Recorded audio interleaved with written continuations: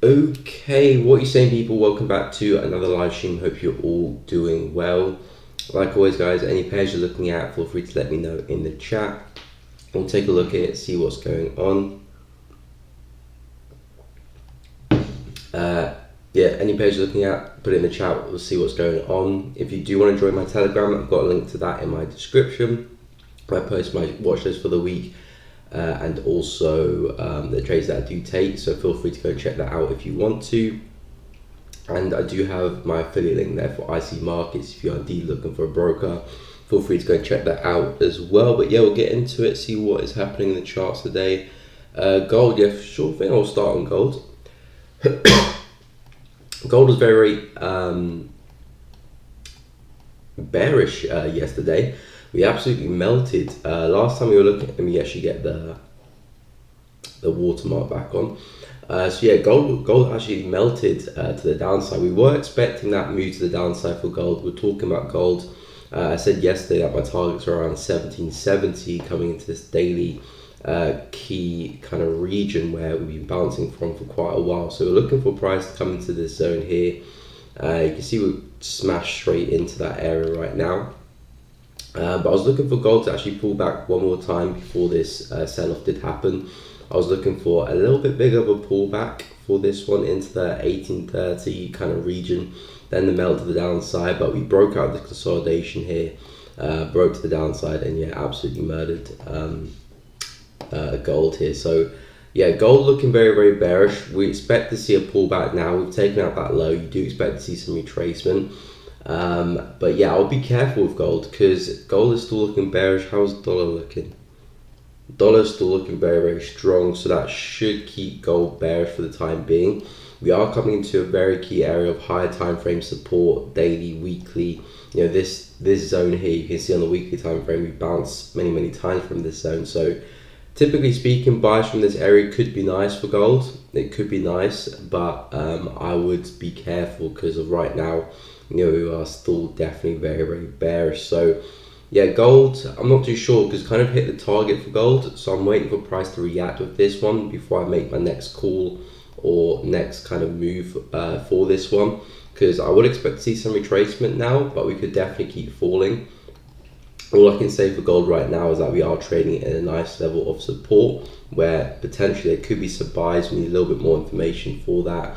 Go to the lower time frames. All we're doing really is just consolidating, so it's hard to tell if we'll make that move. If we can break out this consolidation to the upside, something like this, nice little break and retest, something like that, then yeah, there might be some nice buys. That will be less riskier because you've already got the first kind of breakout, the retest, confirmation, and then you can look for your buys. We are trading at that key high time frame level of support, but you don't want to rush straight in because right now the bears are definitely in control of this market. And you know, for what we're seeing right now with dollar, we definitely could see another move lower. So yeah, you want to avoid being in that kind of little trap. So yeah, if you can break out the consolidation to the upside, retest it, could see some nice retracement now of those two massive bearish candles there. Maybe coming back up into this level of support there. That could make a lot of sense. But yeah, that's all I can really see for gold for now.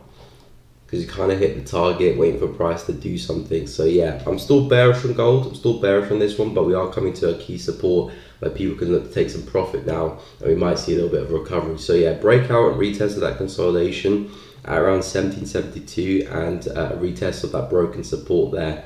Looks like the most likely, but we do need to see that breakout first. Head and shoulders on CHF yeah, we'll get onto that. Bombast, no problem. Morning, Wary, welcome to the stream. Yes, gold is beautiful. Yeah, gold has been providing some really nice structure, low high after low high, as you can see here. Every time we had a rally, price just formed a lower high. And it just kind of rolled over very swiftly. And of course, dollar really funding that move yesterday. Very strong dollar has been, and obviously that just helped out gold absolutely falling flat on its face there. So yeah, gold's been quite, I mean, it was quite corrective, but then it started to flow a little better, and obviously gold absolutely died yesterday. But I think we could see some upside, bit of recovery, bit of retracement. It could obviously break through this floor, head down to some of these areas. Who knows? But yeah, I need a little bit more information before I plan any next moves or call the next direction on gold. Hey, good morning, Dorcas. Welcome to the stream. Hope you are doing well. Welcome. So yeah, I was trading pound NZD yesterday, but I did get stopped out break even on that one. It's absolutely falling out the sky right now. I had an entry from this one last week Friday, and my entry was not there, it was over here. I did post this on the Telegram, so feel free to go check that out if you want to. My targets were back at the highs over here on the left, and price didn't quite get there, got about halfway. I did move my stop loss to break even and take some partials off because pound NZD was in a bit of a range, so it was always going to be a little bit a sticky trade. But yeah, it did reverse, come and stop me out there, and as you can see, price is now rolling over quite swiftly. So I'm not too sure what the next move is for this one. I will probably be holding out for pound NZD, looking for price to come back into here, because all in all, pound NZD is in a bit of a range here. So I don't want to jump straight back into some buys in a kind of area that doesn't have too much meaning. So yeah, I'll probably wait to see price and get back down to these lows, maybe catch some buys to the upside from that region. Any other than that, still looking bearish here. I have entered a trade on NZJPY this morning though. Not there, NZJPY. Where are you? There you are. So yeah, I have entered a trade on NZJPY this morning. I did post it on the Telegram as well. Again, a little bit of it's not a scalp, but a little quick 1 to 2 point something trade here. Again, risk reward not crazy on this one, but I'm just taking advantage of the yen strength which I'm expecting. So I'm looking for a nice little break and retest of this level here on the left, stop loss just above, and targets back down here at this daily resistance, broken resistance, which hasn't been yet tested as support. So I'm looking for price to come back and retest that area here. So I'm actually in this trade here for NZJPY, taking advantage of that JPY strength. I'm still looking for this to roll over, come back and retest it. It has some nice trendline confluence running through the market like so as well. So as long as we stay below this area here, I'm looking for us to roll over and probably come back and retest that and maybe even go higher. But yeah, quick trade, only a 1, it's not quite 3, my target's about here, so it's like a 1.1 to 1.2, something like that. So yeah, we'll see how that plans out, but I'm still expecting yen strength. I'm still watching CAD yen as well for a bigger move to the downside, but this one is trading at this key support, so I don't want to jump into some sells yet. I think the next move for this one that makes sense to me, thank you so much for joining the channel. But yeah, we'll be looking for this break and retest here for a move back down into these lows, so that makes the most sense to me for CAD yen. But yeah, we absolutely melted CAD JPY. I was looking at shorts for this one. I was expecting to see some type of reaction here. We did get that strong bearish candle, then I was looking for a retracement after that, but we just kept thumping to the downside and came right back into these lows. So I think for CAD JPY, we could either see some retracement back up again, where I'll probably look at this kind of area here, so shorts from back down there, or we have a break and retest of this level and then look for shorts over there. But all in all, target for me for CAD yen is still this wick here. US 30, we'll get onto that. Good morning, yes here, welcome to the stream. Hey Anthony, welcome to the stream. I'm in gold trade. What you think is looking like it's bleeding? Yeah, gold, we just looked at gold. Gold's looking very, very bearish. Are you selling or buying gold? Because yeah, gold's coming to a strong level of support. This was actually my target for the week. I did my weekly analysis on the weekend. If you guys haven't checked that out, feel free to go and do so. But for gold, I was talking about the 1770 region here as a great place to target for gold, and now we're starting to consolidate in this level here. So for gold, we're coming to an area where I do expect profit to be taken, and we might be seeing some retracement. But yeah, gold absolutely died, and you've been calling the shorts, Anthony. You've been talking about gold selling off since around here-ish. So yeah, really nice call for that one.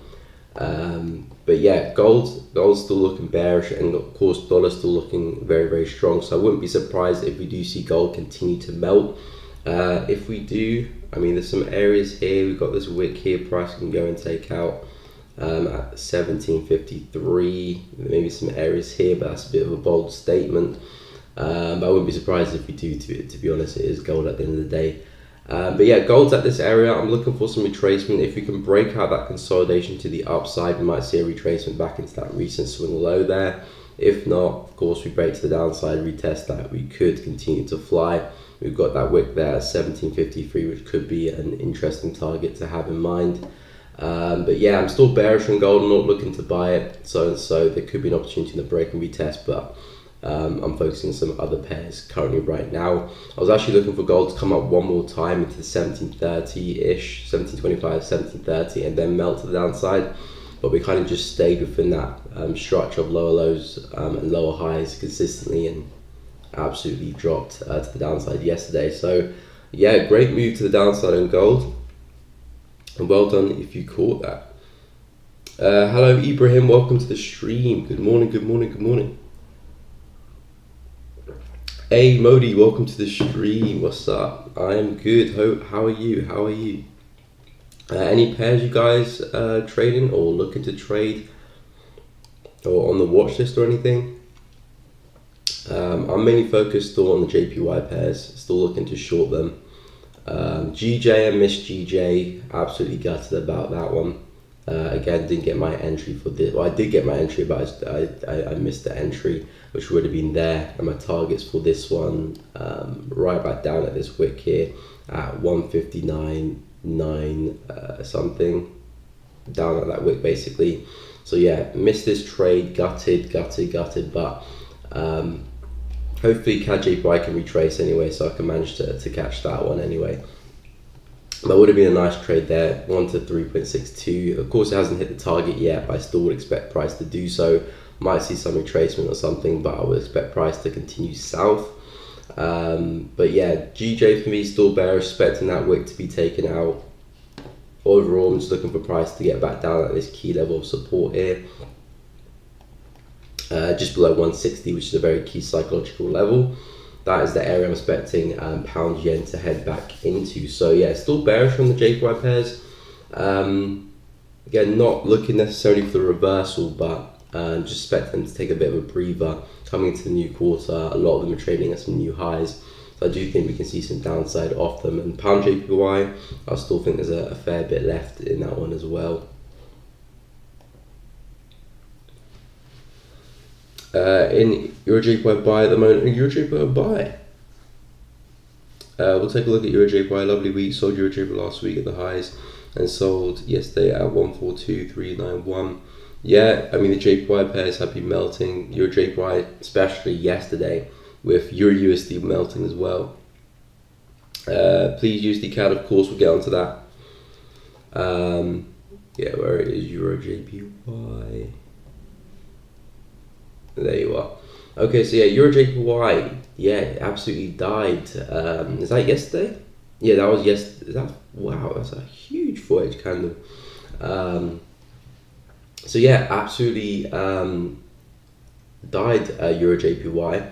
Again, I'm expecting price to come back into this support, which is just about come back into. To be fair, I wouldn't be surprised if we go and take out that wick there as well, because we failed to really, well, we did take out the highs just about, but we failed to really break through. So I wouldn't be surprised if price goes and takes out that wick and then maybe sees a bit of a reversal. So I'm still expecting Euro JPY to head a little bit more south, to go and take out 137.868, and then maybe from there we can take that wick out and then maybe see some upside off the back of that to go and retrace some of that bearish momentum from yesterday. So I think Euro JPY a little bit more downside for my analysis, and then maybe some upside we can go and retrace some of that. But we are in truth respecting that support there, so we could see some upside potentially, but I would expect this wick to go. Yeah, I would expect that wick to go, and maybe even retest that potentially, and some upside from that. Who knows? But I'm still bearish on the JPY pairs. Still expecting strength in the bullish, strength in the yen.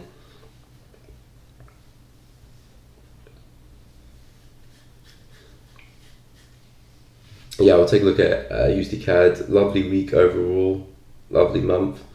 The month has just started, Bodhi. The month has just started, and so is the week. Well, it's kind of Wednesday as well.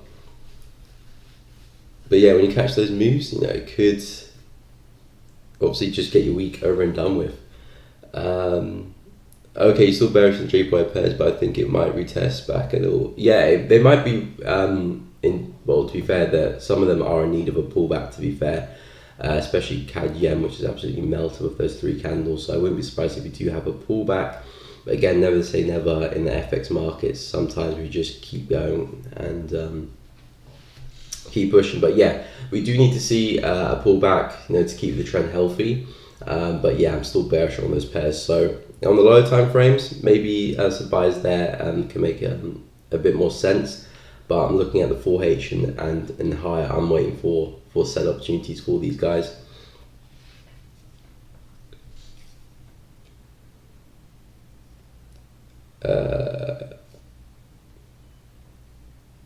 Hey Anna, welcome to the stream. Hope you are doing good. Lovely 2 months though. Nice though. Keep it up. US 30? No, I haven't actually. Yeah, I completely forgot to take a look at US 30. My bad. US 30. So yeah, let's quickly go through this one. Okay, so US 30. Let me zoom out.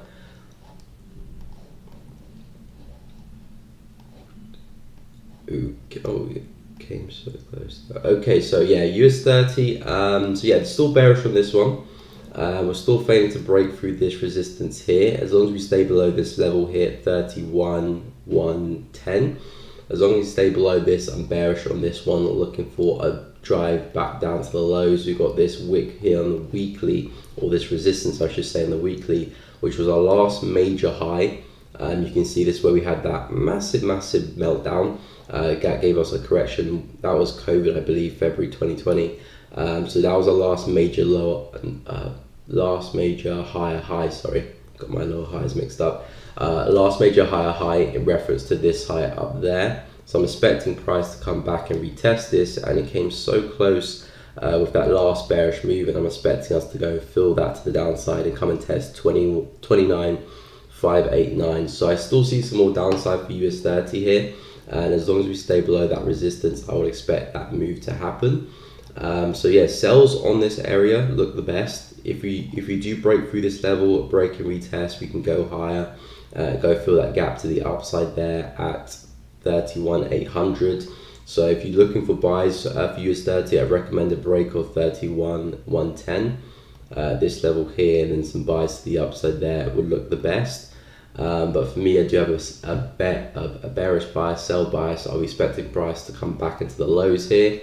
And if we can snap through this, snap through that support, then I'll be expecting price to go and fulfill that higher time frame target on the weekly time frame. So yeah, for me, US 30 still look at price driving lower. I'm expecting this to be the next major lower high after this one up here. So I'm treating that as lower high. So expecting this to be the next lower high, and then another drive lower if we can break through that support, of course.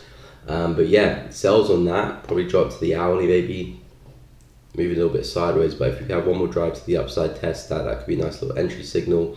And target 1, target 2 could be 30k on the dot, and then you can push it a little bit further if you wanted to. Obviously manage the trade how you want to, or according to your plan. But for me, still bearish on US 30, and as long as we can hold that resistance, expecting us to sell off to the downside. So something like that. But again, you can push it how far you want to push it. Was in profit earlier, now I'm in loss. What pair are you trading, Prince? What market are you trading? Or are you talking about US 30? But yeah, for US 30, still bearish on this one, looking for another drive lower. US 100 has pushed past that resistance there, but overall I'm still bearish on this one. If we have a break and retest of this, US 100 could head up a lot higher. Looks like price could be doing that. If we have a successful break and retest, I would expect price to go higher back into this area up here. If this is a fake out, we get back underneath and the sells are back on again, and that could be a nice little fake out just to give us that liquidity needed to see that drive lower into the lows basically, which is 11,038, and maybe even lower as well, because I do have this target here in mind, which is just a little bit lower, but obviously not be too aggressive. So yeah, if you're looking at US 100, NAS, focus on that break and retest there. If we're successful with that, I'll expect price to move high, break back underneath, looking for that drive lower. Again, I still do have an overall bearish bias because I'm getting my bias from the higher time frames. So as a result, I'm still looking for price to drive lower. So I'm not really too interested with that break and retest. US 30, yeah, sales still look good, and GR30 still rolling over. Has it gone and taken out the wick on the daily?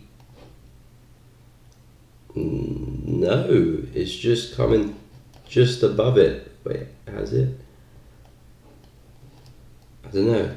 It's so close. Let me get the little magnet tool out. No, it has not. Okay, so yeah, it's come so close to that wick. So that was the target yesterday for GR30 to go and take out that wick, but it has not done that yet. It's come so close, so I wouldn't be surprised if price, maybe has a bit of a pullback and then goes and takes it out for GR30. So yeah, still lower highs and lower lows are still prominent here. So for me, still expecting more of the same. Maybe another low high somewhere, retest that broken level of support and resistance. Then yeah, new lows for that one. All love from Malawi, wicked. Thank you, Dean. Thank you. Much love to you as well. Yeah, guys, if you are enjoying the stream and you're liking the content, be sure to leave a like on the video. It does really help the channel out. And subscribe as well if you want to see more of the same content and you're enjoying the channels. Feel free to subscribe. Join the family. Everyone is welcome. You see people's mistake in gold is they always think it's going to reverse, but it ends up bleeding. As long as dollar is strong, gold will continue to bleed. Yeah, I mean, that's a big mistake, not just for gold, but for a lot of pairs. I mean, in markets in general. Actually, not markets general. I would say FX markets in general, and gold as well. But yeah, everyone likes going for the reversal because it's kind of the biggest reward.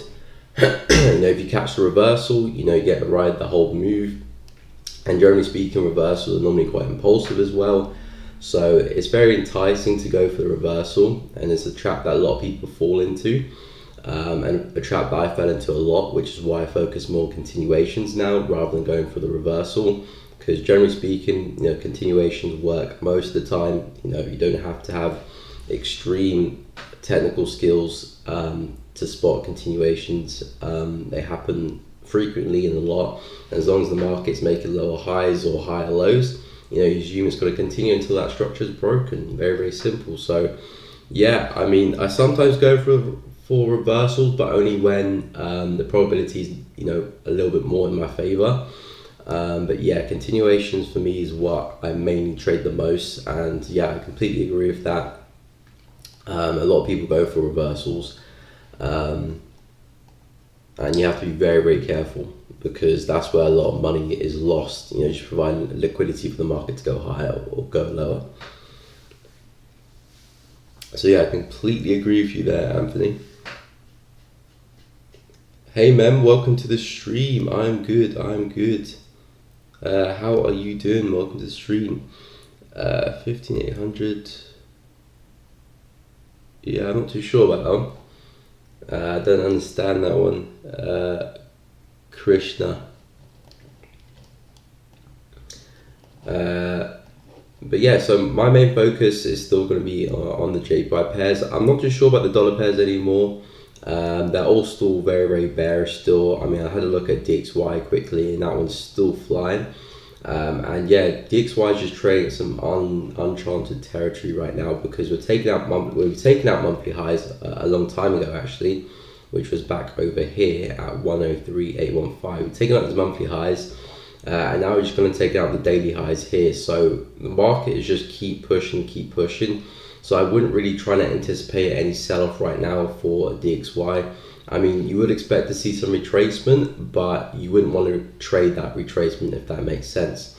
You know, we are taking out highs, so I would expect the market to retrace, but you know, I'm not really looking to trade that retracement. It's just way too aggressive for me.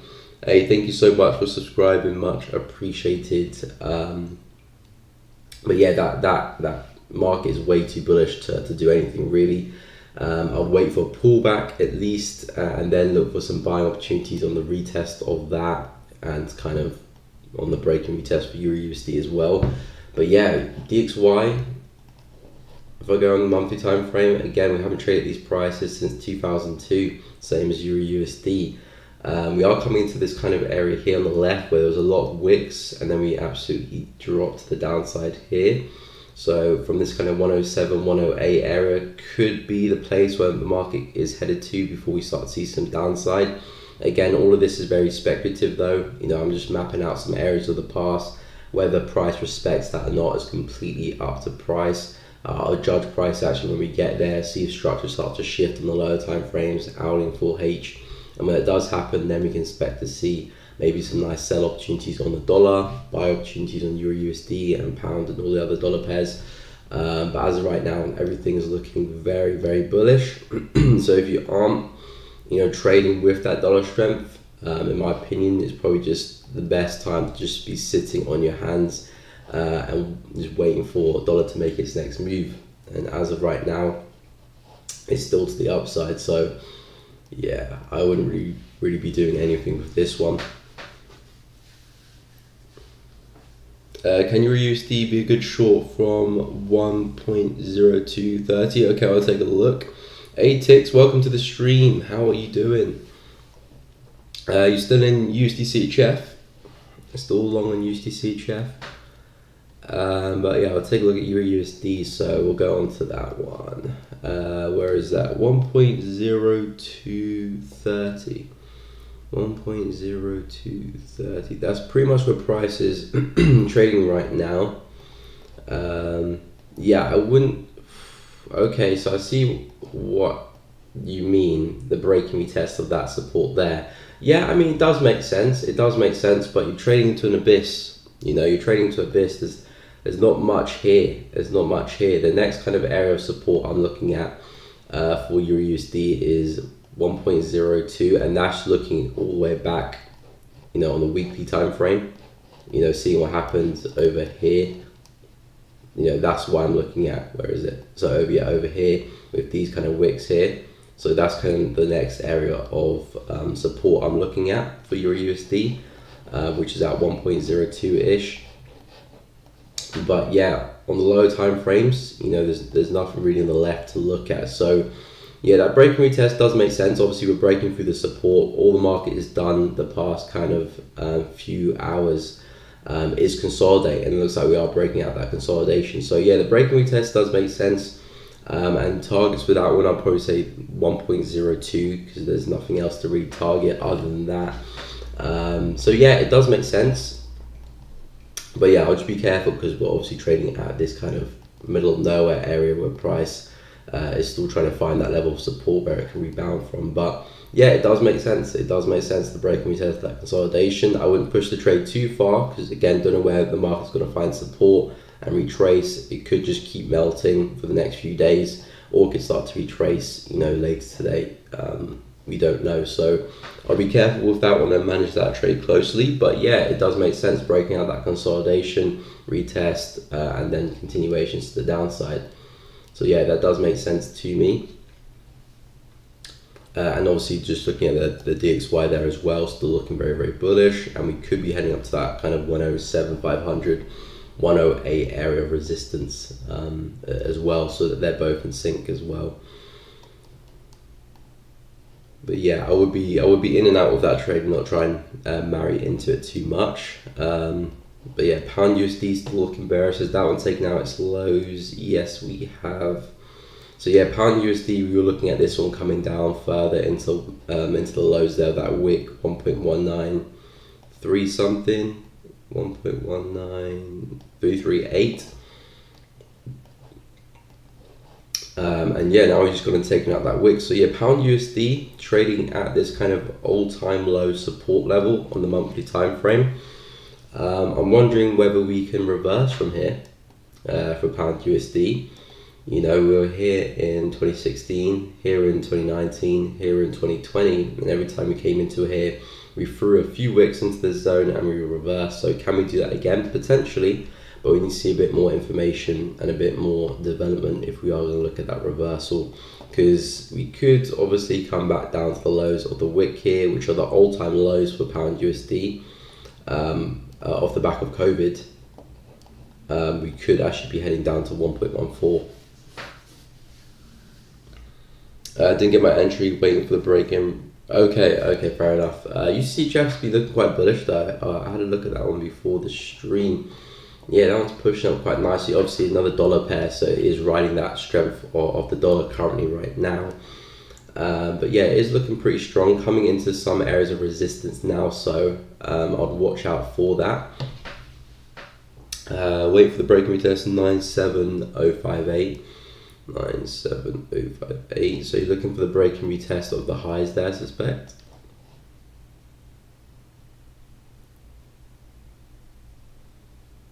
So yeah, you're looking for the break and retest of the highs, I suspect.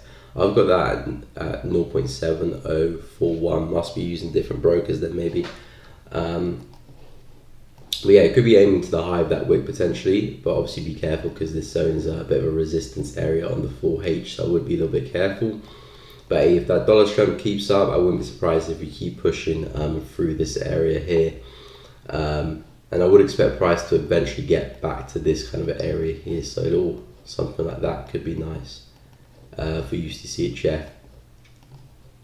But who knows, we'll have to break through that resistance first, of course.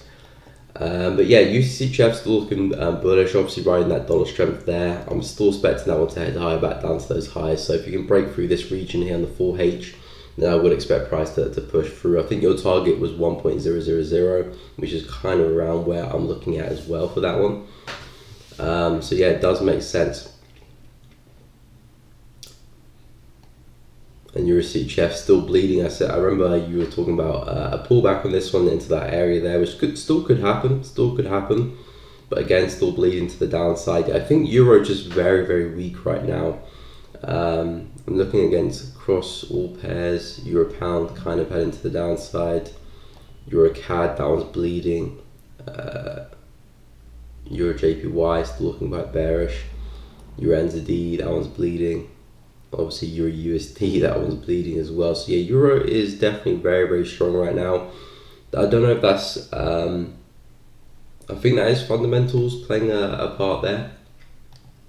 Again, fundamental knowledge not quite up to scratch for me, but I remember someone yesterday talking about some fundamentals behind Euro USD Euro weakness. So I think that's mainly causing it, but from a technical standpoint, we expect that weakness to come through anyway. But yeah, we do, speaking of fundamentals, we do have FMC later today, FMC minutes later today at 7.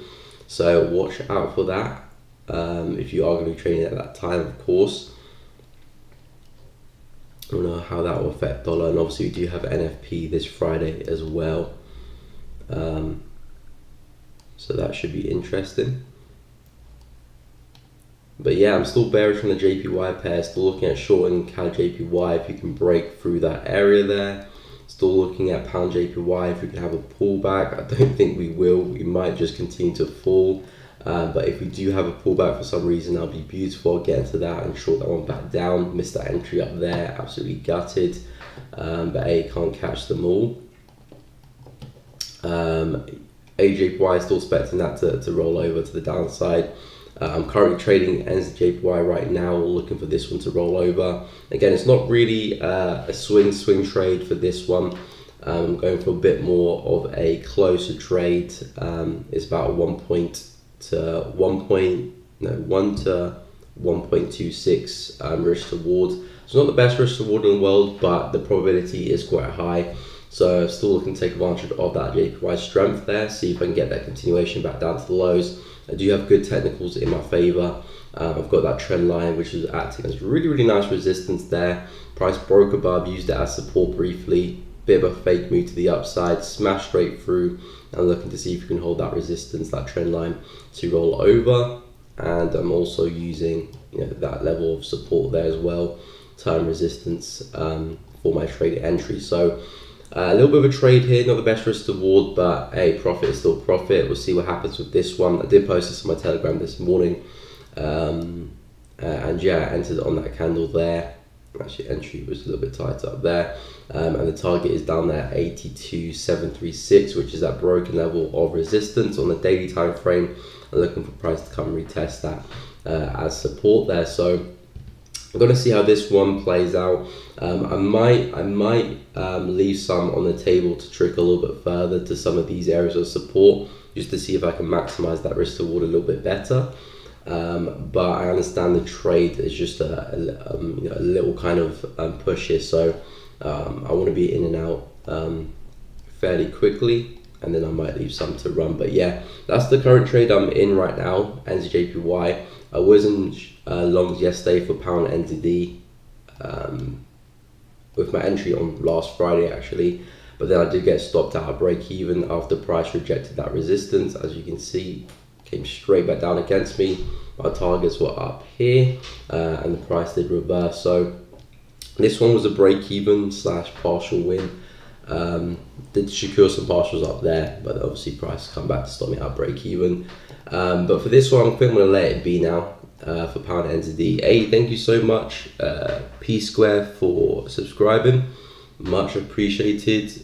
But yeah, pound NZD is in a big range here, so I think it's best for me to leave it alone a little bit, because I've just taken 2 break evens on pound NZD.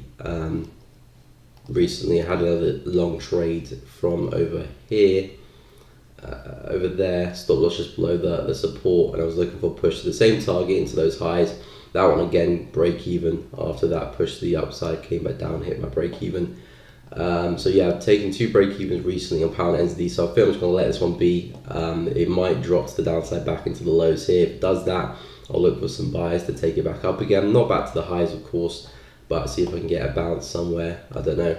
We'll have to wait and see, but it's been very, very choppy, to be fair. Probably not the best pair to trade recently, but I did look clear at the time. But now it's just kind of just messy. So yeah, I'll leave that pair alone. Wait for it to come to some more areas of values, and then and then I'll make another judgment on it. Is it still good to enter NZJPY for a sell? Well, if it fits your plan, then yeah. I mean, it's completely up to you. It's still at my entry price ish. Still at my entry price there. So if that fits what you're looking for in the market, then yeah. It hasn't gone too far from where I've entered. My stop loss is still above there with some buffer room. My targets are down at these lows here at 18, not 18, sorry, where did the 18 come from? 82,733. So yeah, it's still good. Hasn't moved far, but again, don't just trade it because I've entered the trade. If you're going to risk actual money for this, at least have it in agreement with what you're looking for in the market. If it makes sense to you, then yeah, feel free to go and trade it. But if it doesn't make sense to you, then obviously do not trade it. But yeah, looking for a little bit of a move to the downside there. The main move I'm looking for the JPY pairs is CAD yen for this move back down to the low. So that's the main JPY I'm focusing on. But I'm seeing if I can snatch a little bit from that NZJPY as well. That would be nice. If that could happen, and then obviously I missed GJ as well, so I was upsetting, but I can't win them all. Hey, what do you think about GPNZD long? We'll take a look at GPNZD. I mean, I was in a long for pound NZD. I'm out now. Personally, not the biggest fan anymore.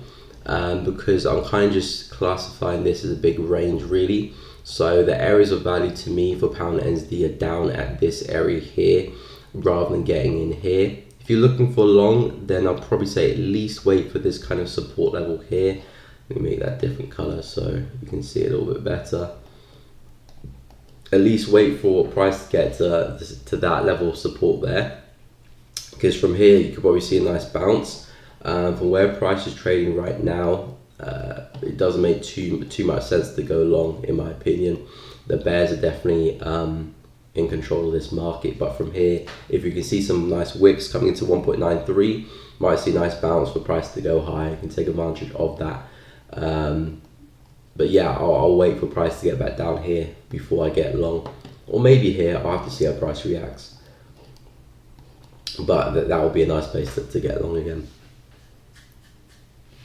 So yeah, pound entity long, not fully in agreement with that. I'd wait for price to drop a little bit lower first and then get involved. Hey, thank you Dorcas, thank you so much. Yeah guys, if you are enjoying the stream, finding it useful and valuable, yeah, be sure to hit the like button. It does really help the channel out. But much love. I do enjoy all the kind messages as well. They are great to hear. Hey, from Thailand, wicked. Thailand is on the bucket list as well. Definitely a place I want to go and visit.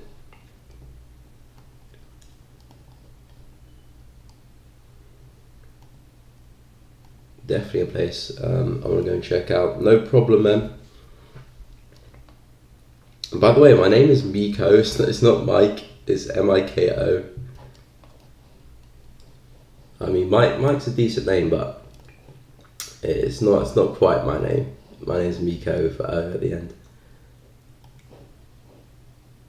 But I do appreciate the comments though. Euro USD and USD ZAR, of course, no problemo. Euro USD and USD ZAR. A little bit of a mouthful there. So yeah, Euro USD, I just looked at this one.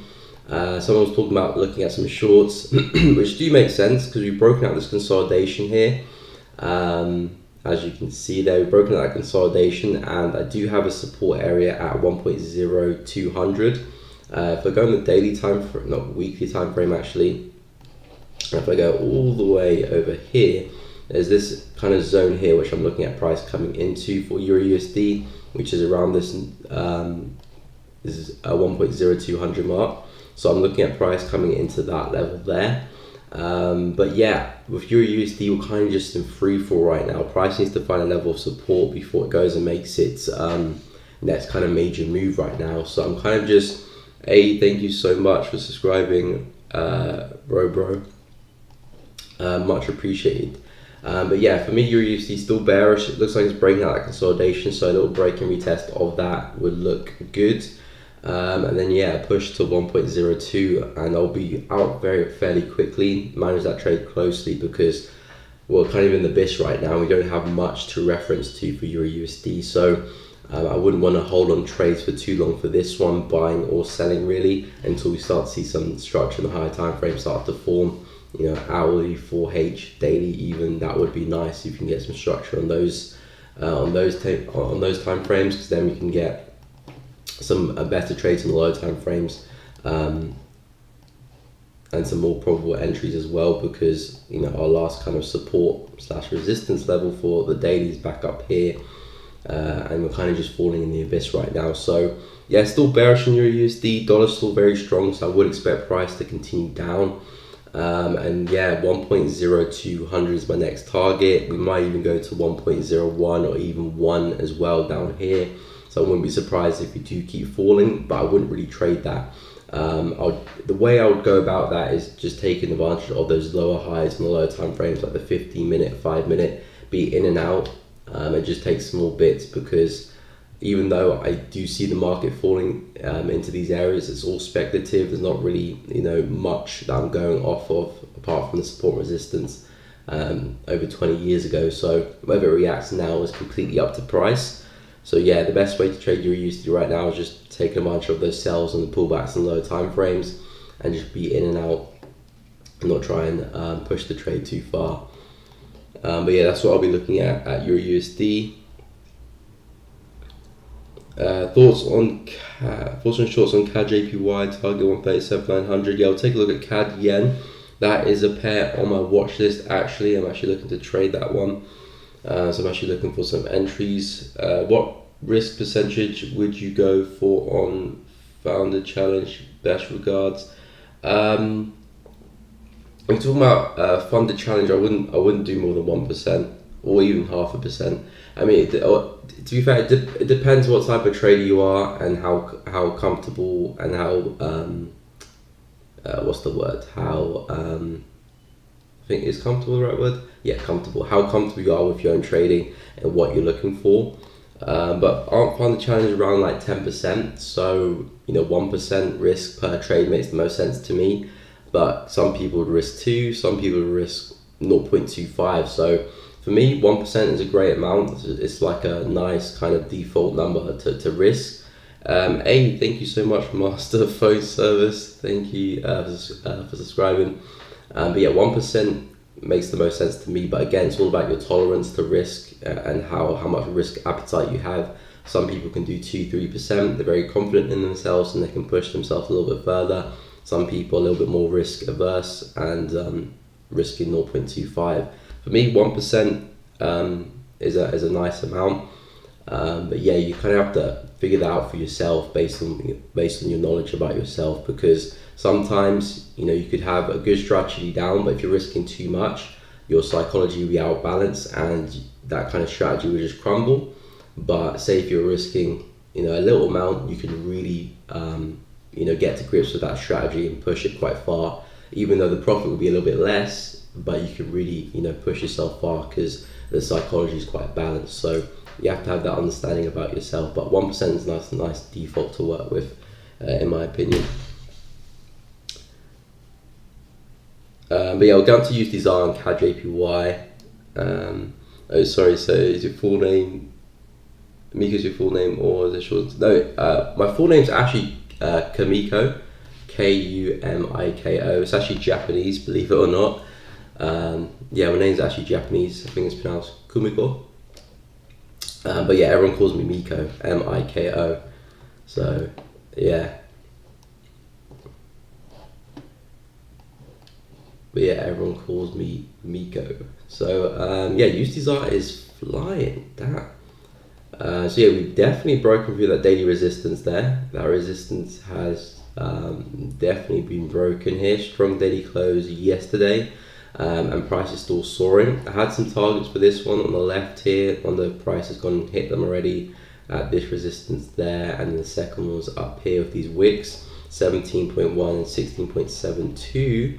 Okay, we're just coming into 16.72 right now, so we might see some downside here in retracement, but again, I probably wouldn't sell that. I probably would not sell that unless we start to see some lower highs and lower lows form.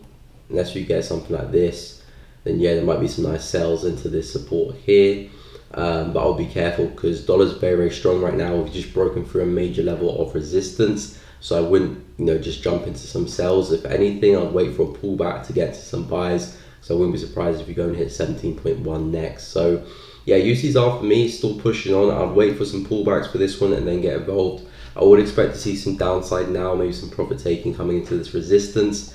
But obviously, as of right now, there is no evidence right now that we are respecting this level. The next candle could easily just push us through this level. So yeah, I'd wait for a pullback for UCs. Breaking above the zone, I would be bullish. I wouldn't really entertain sells. If you do entertain some sells, be sure to be in and out very, very quickly. But I still think the buys are the bigger option as long as we stay above that daily level of a weekly level of resistance. 17.1 is the next target for me. So yeah, USD pullback would be nice, and then yeah, some more longs. That would be a nice little level to go long from. Or if we pull back even deeper into this area, that would be a nice level to go long from as well. Retest that daily region. But yeah, for me, USDs are bullish. And if we get back underneath this, then yeah, the sells are back on. But as long as we stay above that, I think the buys will always be the bigger move. So that's the move you want to be getting involved with. So yeah, USDs are more upside for that one, and USD for now more downside for that one. So yeah, hopefully that made sense. I'll get onto CAD JPY now. Where are you? There you are.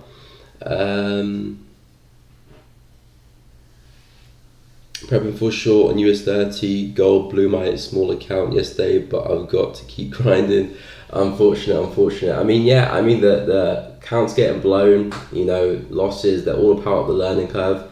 You know, it's not necessarily the blown account that's the issue. It's just obviously learning from the mistakes that caused the blowing of the account.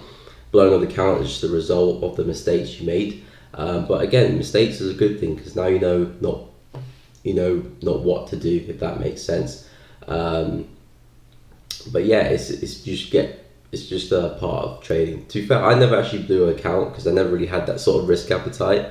So I think that's what stopped me blowing my account at the beginning. I just never, had enough in me to risk a lot of money. But some people obviously have that appetite. Some people don't. Some people blow a lot of accounts. Some people blow a few.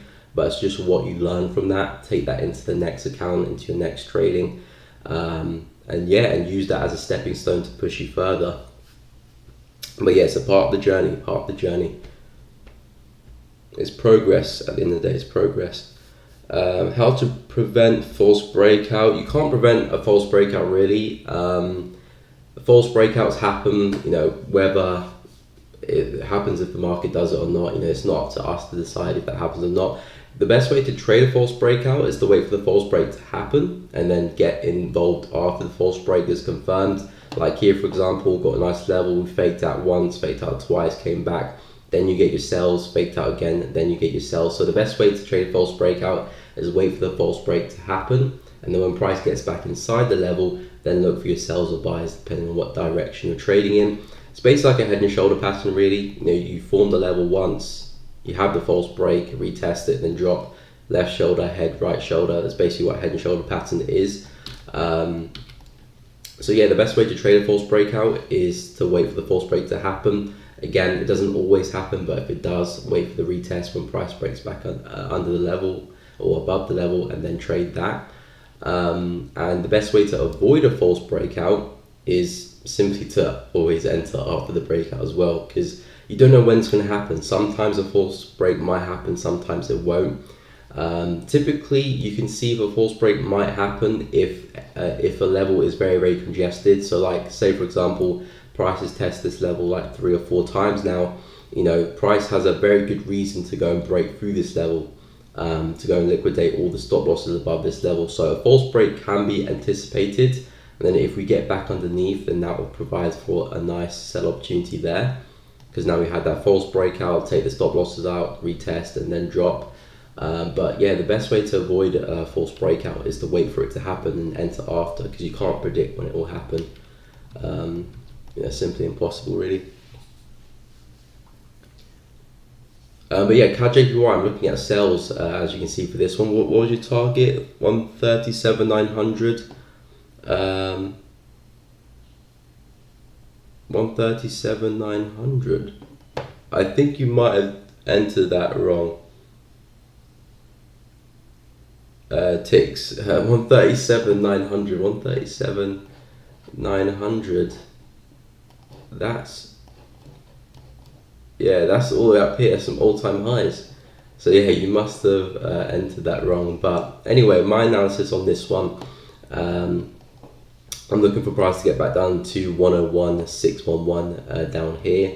I'm looking either for a break and retest of this zone here, or price pulls back one more time, gives me a lower high there. So you've got this high 1, high 2. I'm looking for the third lower high around there, around 105. And I'm looking to short this thing right back down to these lows. So either the break and retest or one more move up. Either which way, got a bearish bias. And it's playing out quite beautifully from what I said in my weekly analysis. Looking for that one more last drive to the upside, then the drop, or just simple break and retest, then the drop. But either which way, CAD yen for me, I'm seeing 101,611 as my next target. That's a nice name, thank you. Thanks, man. No problemo. Off topic, do you do sports? Yeah, I do like sports. I watch a lot of football, and by that I mean soccer if you're in the US, but yeah, football is my number one sport. I do like athletics as well, and I do like Formula 1 a little bit. I don't watch it that much, but I do like Formula One. But yeah, football is my main sport, which I do keep up to date with quite a lot. Best practice, I would say, is to wait for candles to close. Yeah, that's definitely true as well, Ticks. Candle closure, very, very important. Entering on the open candle is a big no. You don't want to be entering on open candles. Mostly that's just because of excitement and wanting to get into the trade early. Fear of missing out. You don't want to be entering on the open candles. Hey, thank you so much for subscribing, much appreciated. But yeah, you don't want to be entering on open candles. Wait for candles to close.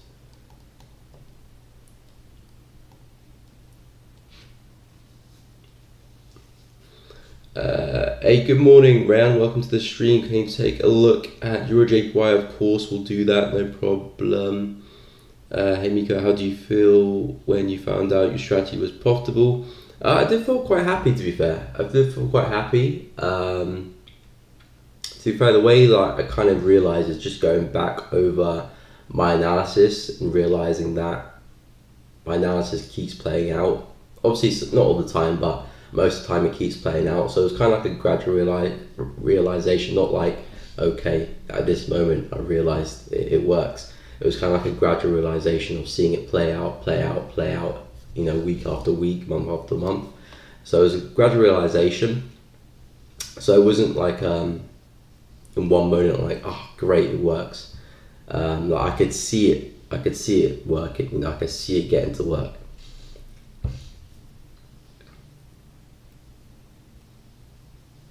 But yeah, it's good because obviously trading, there's a lot of ups and downs. But I'm reading this book on the psychology of money. I thought I had it with me. It's called The Psychology of Money. Very, very popular book. I know a few of you probably already heard it.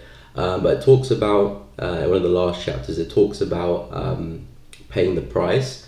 And it really resonated with me because in Forex, paying the price is just about the uncertainty and the things you can't control in the market. Like we can control our strategies, we can control the trades that we take, our entries, our exits, how we manage the trade, all of that we can control. But whether it wins or loses, or whether our bias is correct, the analysis and where the market goes, we have no control over. And that uncertainty and that constant battle in the mind of, I don't know if this trade's going to work out. I don't know if I'm going to win my next trade. I could lose my next 3 trades. It's that constant uncertainty. That's the price you have to pay to be profitable in the markets. You have to be comfortable with that price and that uncertainty. And that really resonated with me because it's always when I always take a trade, you don't know if it's going to work out. Like the trade I'm in right now for NZJPY, I have literally no idea if this trade will work out. There's a lot of technical factors that are telling me that we're expecting to see a move to the downside, so the probability is in my favor. But whether I'm right or wrong, I have no idea, and I have to be comfortable with that. And once I realize I'm comfortable with that, uncertainty, that's when everything becomes slowed down, peaceful, and trading just becomes almost effortless, really, because you're just trading your strategy at the end of the day. Whether you're right or wrong, it doesn't really mean too much. From trade to trade, it's all about after 10, 20, 30, 40, 50 trades. So yeah, that really did resonate with me, and I still want to do a series on psychology on YouTube, and it motivated me to do that. But yeah, CAD yen, that was a bit of a side note there, sidetrack there. But yeah, CAD yen, looking for shorts for this one. Euro JPY, again, shorts for this one. Expecting these lows to go here at 137.858. It looks like we could be taking them out very, very soon. I do have this support just below us at 136.751, which I do think we can go and hit as well. Yeah, so for me, Euro JPY, I'm expecting that one to go bearish and continue because we've tried to take out these highs here. You can see we've formed these highs over here. Tried to take them out again, failed. Tried to take them out a third time, failed. And then we took out this support, retested with that wick, and then dropped. So it's telling me that the sellers are in control of this market in this phase. Obviously, in the grand scheme of things, the buyers are still in control. But as of right now, with the momentum in the market, the sellers are driving this market, so we're likely going to take out this wick here. Reason being, stop losses will be below here. That can provide some liquidity for the market to head up higher. So I'm expecting this wick to go, and we might even go and retest this support as well before we do see a drive higher. And we could even see price go bullish again, back to highs, just continue that high time frame trend. But as of right now, the next kind of day or so, or next few days, I would expect price to go and take out this wick and then maybe head back down to 136,700 as well. So yeah, Euro trade point for me, more downside. Hope that made sense.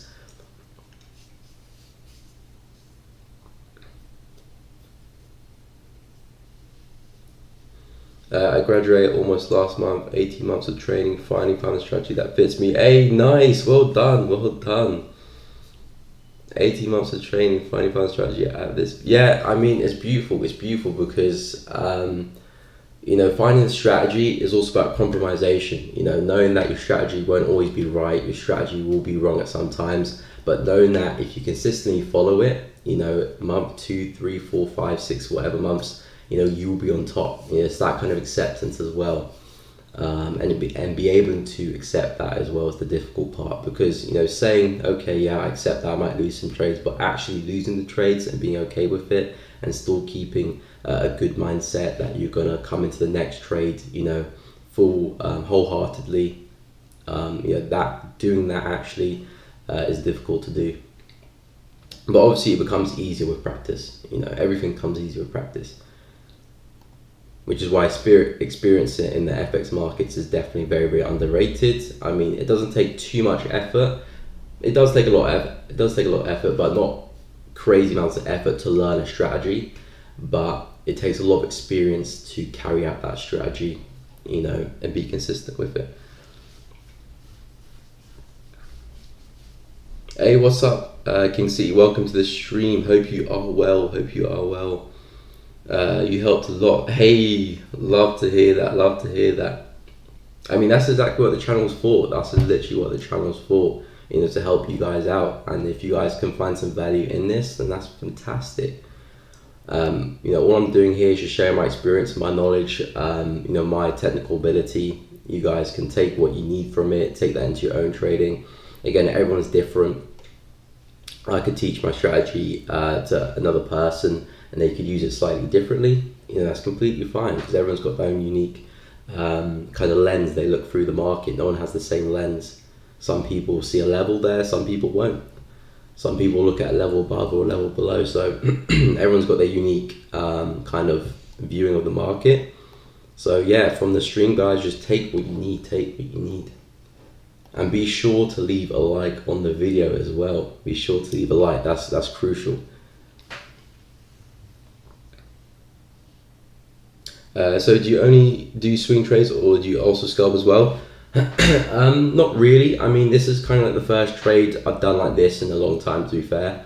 And by a long time, I mean like a couple of months, really. I mostly swing trade. Like the trades I take on average take around 3 to 5 days to play out for my winners, and then a loser could take a few hours to a day to actually hit my stop loss.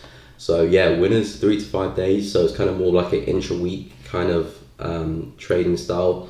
Not necessarily it has to start at the beginning of the week and end at the end of the week, but the time scale is about 3 to 5 days. And even this trade could take a couple of days. Even this trade could take a couple of days if it consolidates. So yeah, I don't really scalp, and by that on the lower time frames, I mean I don't really trade the lower time frames. I prefer kind of 1 hour or 30 minute and above, but mainly 1 hour and above. No problem, happy to help. Took that USD short, good 15 pips, nice. Yeah, I mean, your USD is still melting, to be fair. Break and retest of that consolidation, a very, very powerful pattern.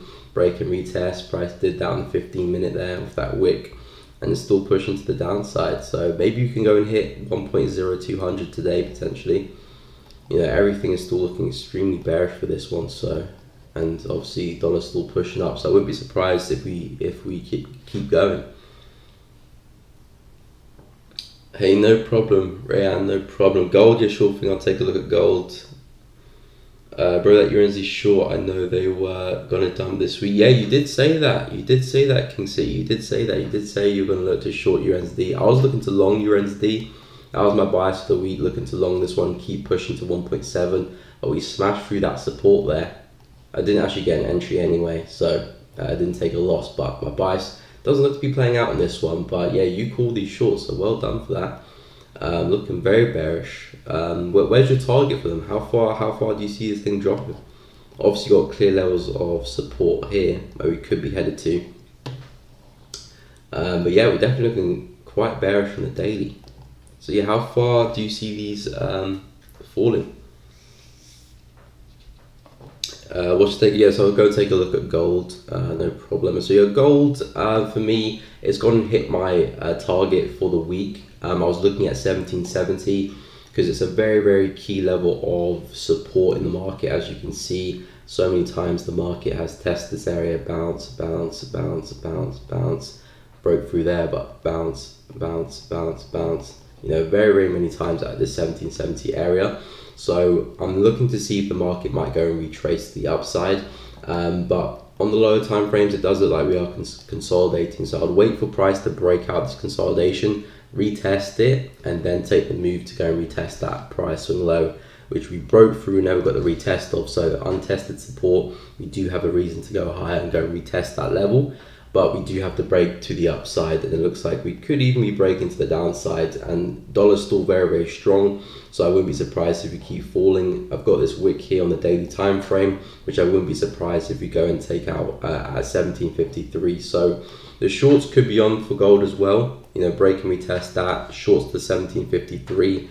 But if you're looking for longs, I'll wait for price to break these highs here around the 1771 mark, come back and retest it, and then we can see some nice buys to retest that broken level of support time resistance at 1789.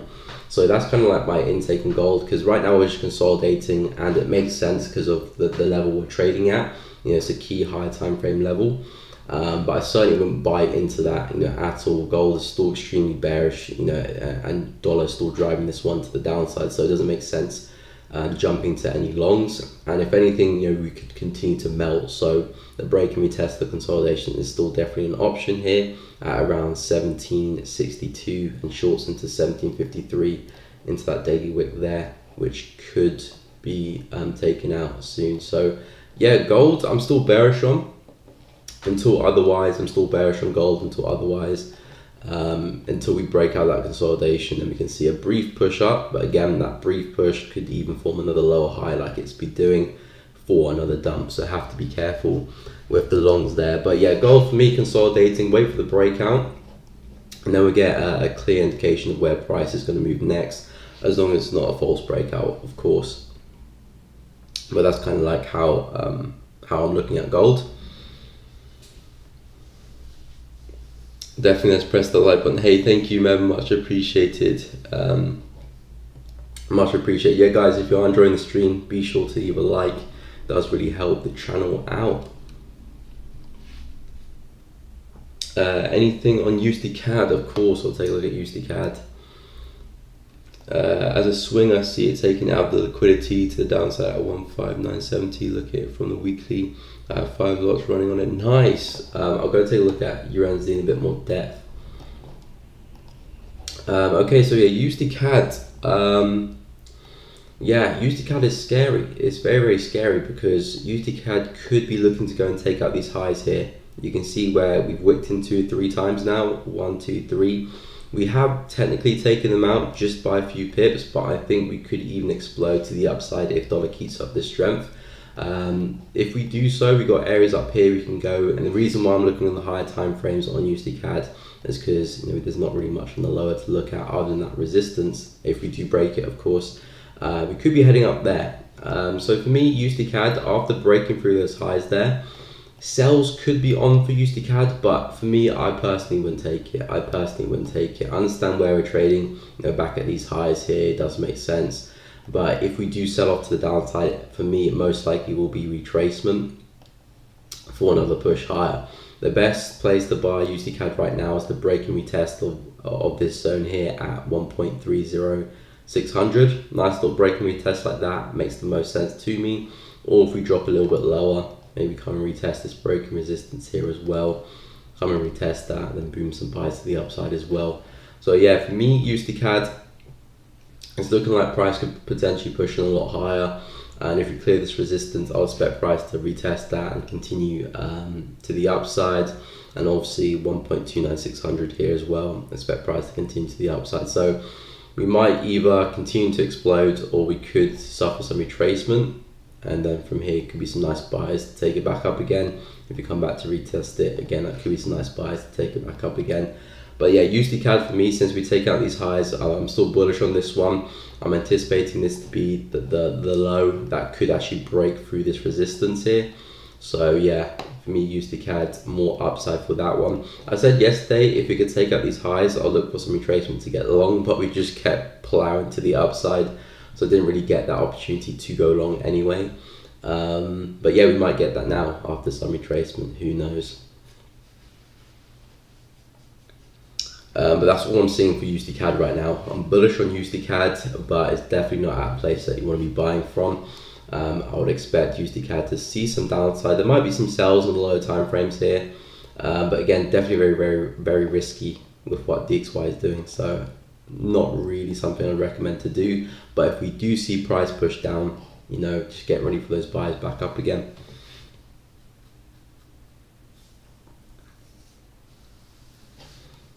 Okay, we're going to take a look at Euro NZD now. Where is Euro NZD? There you are. Okay, so yeah, melting to the downside, looking very, very bearish right now. 1.55, 970, where is that? 1.55. Okay, you're talking about down here, 1.5.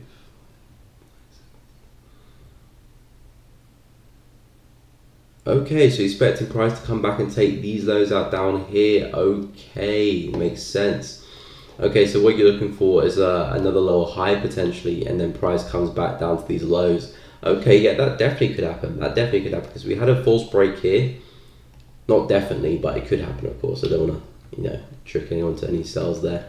But yeah, we're taking out these highs here as a bit of a false break there on the weekly time frame. Big push to the upside, came straight back down and absolutely melted to the downside. And now we've had quite a substantial pullback here, almost coming back into that same resistance, which would have been a very, very nice sell indeed if we came up here and then sold off. But yeah, this could be the next lower high for a drive lower. I would say if we can take out this support there, then the probability goes up, you know, tenfold. If we can take out that support, then a push down to those lows looks very, very likely.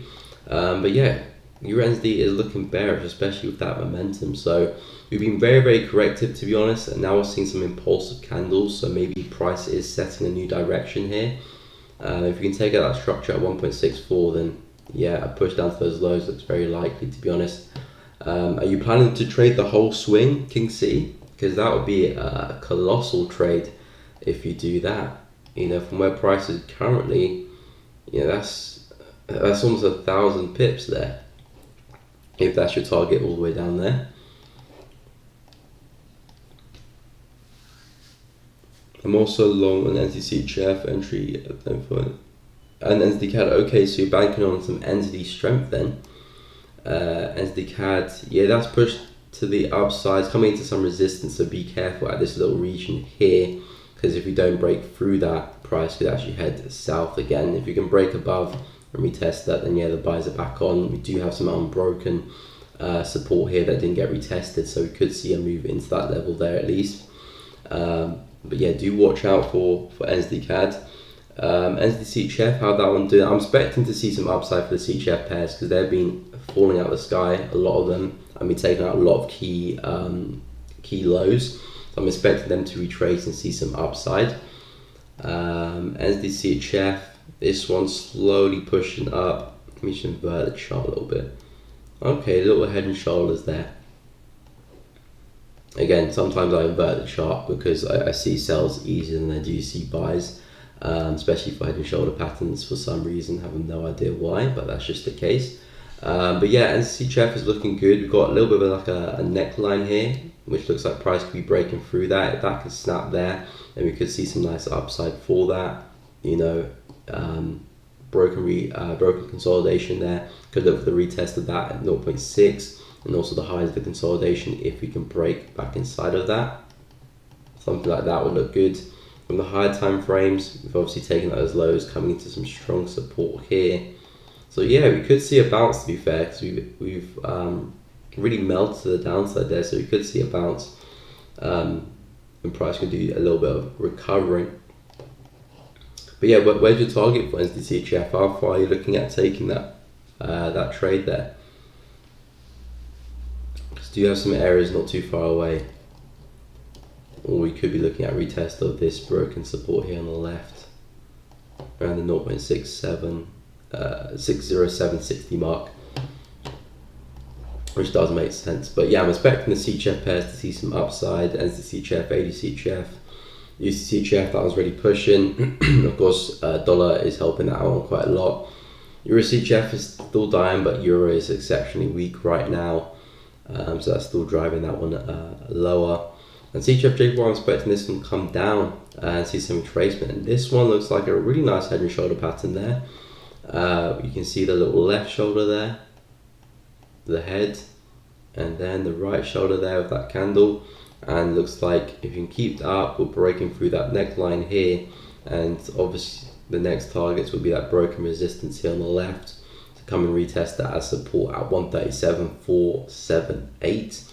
So yeah, that's where I'll be expecting NZD-CHF to go, and a little retest of that could be a nice little entry for some shorts back down there. Something like that would look good. Obviously be careful with this one because we are trading at all-time highs right now. This is our prior high here, prior all-time here at 138.917. So maybe you could see price get back underneath that, potentially. Who knows?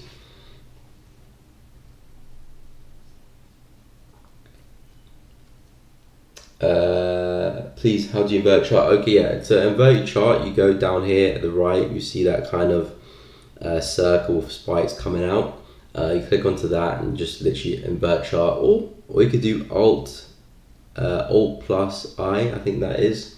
Little shortcut there, but I just use this button here, click that, then invert chart, and just inverts the chart for you. Obviously the colors are the other way around, so obviously the bullish candles are red and the bearish candles are green, or whatever colors you got going on in your charts. So to do that, obviously you just have to go on your symbols and then just do it the other way around, and then you invert the chart completely, as you can see. But yeah, it's a very helpful. That's the word I want. It's a very helpful tool, because I do see sells better than I do see buys. I think probably about 75% of my trades are sells actually, and it's not just because the market is just constantly falling. It's because the sells are just a lot easier for me to see than the buys. So sometimes I do invert the chart for the buy so I can see it just as good as sells, and I swap my colors around as well, so I can make sense of it a little bit better. But yeah, inverting the chart is actually a very, very powerful tool, because I know a lot of people that do that. They see a lot of sells better than buys. That's the case for a lot of people.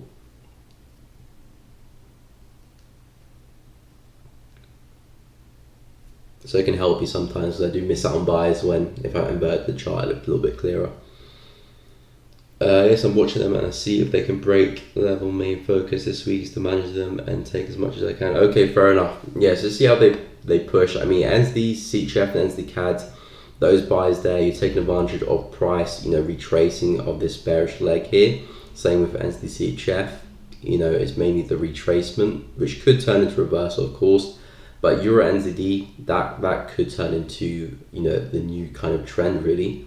snapping through this kind of trend line here, that could turn into a new trend basically. Continuation of that potentially could happen here. Don't forget a little fib out. That's almost came into the 0.786 and starting to respect that. So yeah, that could actually see a new bearish leg to the downside potentially. Looking very, very bearish, and pound NZD's kind of joining that as well, which I was in some longs yesterday, well, on Friday, which then exited at break even after that big bearish candle came against me, hitting that resistance there. So yeah, now I'm just going to be waiting for price to get down to 1.915 before I entertain any buys for pound NZD, but we could potentially melt as well.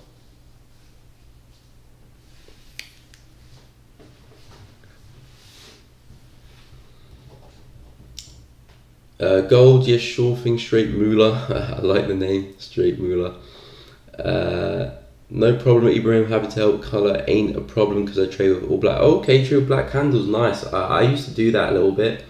Trade with black candles. I trade that for a bit, but I don't know. I keep finding myself coming back to colored candles.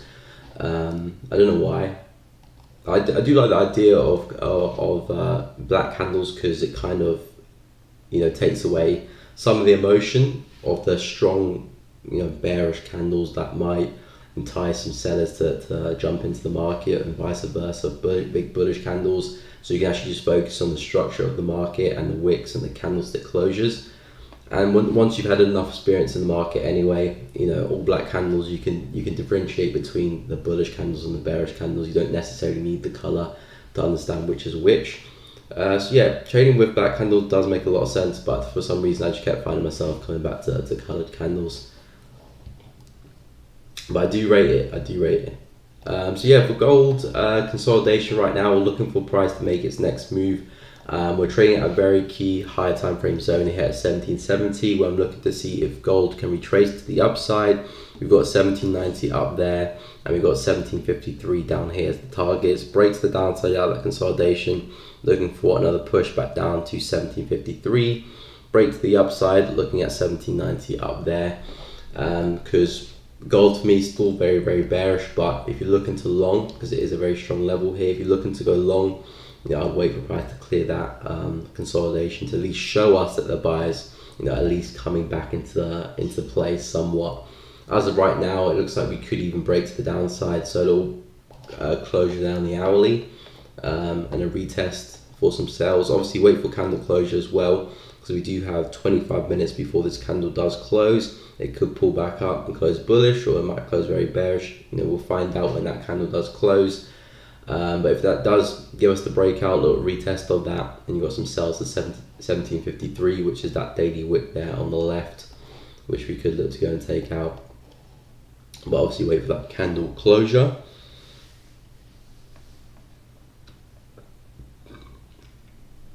But yeah, Ibrahim, how have you found trading with black candles? Is it helping you a lot, or is it hit and miss? So yeah, how have you found trading with black candles? I'm buying CAD Seat Chef. Okay, we'll take a look at CAD Seat Chef. Where is CAD Seat Chef? CAD Seat Chef. Yeah, it's not actually on my watch list, so I need to type that in. CAD Seat Chef. Okay. CAD Seat Chef looking very similar to Usd Seat Chef in terms of the up down, breaking through that kind of consolidation there. But yeah, CAD Seat Chef with higher time frames. But wow, we've thrown some really aggressive wicks there to the upside, coming into this resistance here. Interesting. Okay, so we do have bullish structure here. We're tapping into some higher time frame levels. As of right now, things are still looking bullish. I would expect to see another drive higher. I wouldn't be too greedy of how far that could take us though, because it might not take us far. If we can break back above this resistance here, that price swing high there on the left at what is that, 0.75086, break above that and we can go a lot further. But if not, we could just see a retest of this to continue heading south. And then yeah, you can push that how far you want to take it. Got some nice support there. That could be your first target there. second target down here, or even that broken resistance down on the left. But yeah, for me, CAD CHF, I'm seeing some upside right now. We're placing some higher lows with these wicks, as you can see there again. Price is starting to form some steps to go higher. So I would expect another drive into 0.75 to 100, 0.75 into that higher time frame level on the daily, and then from here is where we can see, you know, that bigger move to the upside. If we can break above, retest it, you know, into this kind of consolidation here, which we broke out of, never got the retest of, got a lot of momentum to the downside. We could see price come back and revisit those areas. So nice little break and retest of that, push into that zone there. Yeah, so if you break above that, break and retest to the highs. If not, and we reject it, and you've got some nice sells to take advantage of, and then yeah, just how far you want to take the trade really. I would recommend down into the support, because obviously we could reject it and price come back up against you. But yeah, this will be my main area of focus, that key level there. I'm expecting price to come and retest that now, so buys look like the best bet maybe for the next couple of days, and then maybe some sells back down again if we hold, or if we break above, retest it, so on and so forth. For CAD CHF there. But yeah, that's my analysis behind that one. Expecting some weakness for CHF, so that should help drive CAD CHF up as well.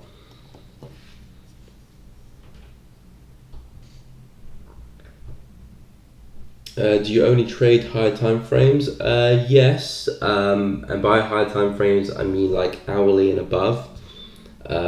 So yeah, hourly, 4H, daily, weekly, monthly, that's where I get all my information from for my trades. I can obviously analyze lower time frames using the same strategy, same principles, just on the lower time frames. So if you want me to look at lower time frames, you know, I'll be happy to do so. But yeah, my trades don't really go past the 30 minute. Most of my trades are on the hourly, but sometimes I drop 30 if I want to get a slightly better entry. But yeah, hourly and above is where I work on.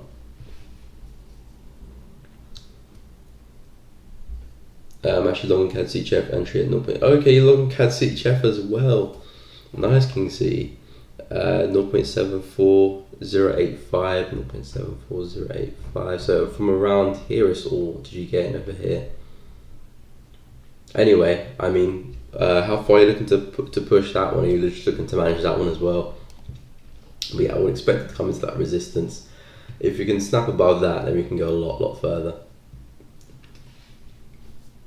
If it fails to hit a new high, I'll close it. Oh, okay. So you're talking about a new high as in this high here on the left,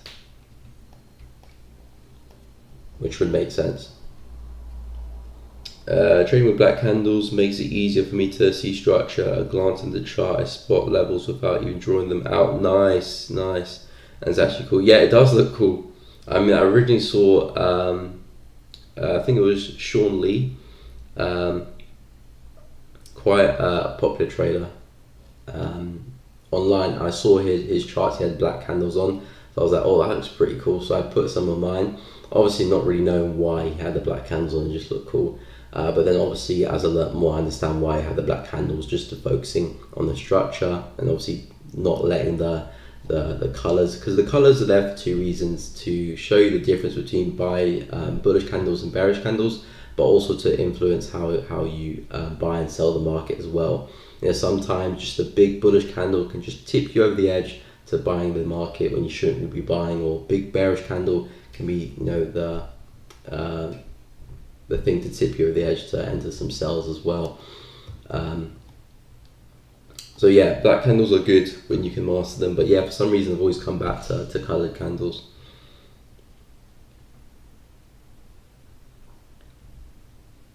I got people asking how on earth I do that, but I've trained my mind to do that. Yeah, exactly. It's all about experience. It's all about experience, just like trading as well. Someone coming into trading who's never done trading before will be asking, how do you do that? Same thing with the candles. Some people who've traded with color candles all their you know, trading career will be looking at people who trade with black candles like, that doesn't make sense. How do you differentiate between the two candles? But yeah, it just comes with experience, practicing, and then it becomes second nature.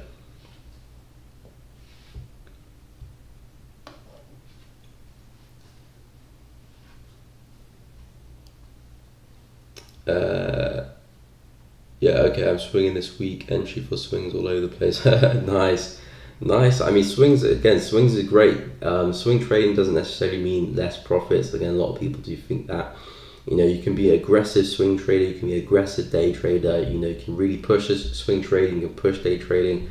You can make just as money as doing both. Obviously, day trading is quicker. You see the profits coming quicker, but then with swing trade, you can push your targets and let the profits eventually come a lot bigger as well. So swing trading is beautiful. Okay, learn from. Did you do their course, or just from like online content that he published? Also short on EuroCAD. Yeah, EuroCAD's had a nice little break and retest. Where is EuroCAD? Yeah, EuroCAD's had a nice little break and retest of the huge consolidation that we've been in for quite a long time now. Price is obviously breaking through this and it is melting. Nice little break and retest that happened at 1.34 there. It is melting to the downside there. I think the euro is just really, really weak. CAD's seeing some strength. Yeah, euro is still melting. Yeah, euro is just really weak right now. Wow, still pushing. Looks like it's going to hit 1.0200 now. Damn, euro is melting again. A lot of people have bought here right now. With these bullish candles here on the hourly. Again, hourly probably the most popular time frame to trade. A lot of people would have bought, on these candles here. Another batch of people would have bought on this candle here as well. And all they're doing is providing liquidity for the market to head lower. And I can't advocate enough always trading with the trend. And if you're looking to take reversals, wait for price to at least break structure and form some higher lows or lower highs, depending which way you're going to trade. This is just a recipe for disaster. And then you're probably going to get another signal soon. They're going to enter some more buys, maybe see a bit of profit, and then their stop loss is just going to provide liquidity for the market to keep heading lower. At this moment in time, Euro USD is in the middle of nowhere. So if you're trading Euro USD, best thing to do is wait for those selling opportunities. If you're looking for the reversal, you're going to have to keep waiting for this one, because the reversal is not on the cards as of yet.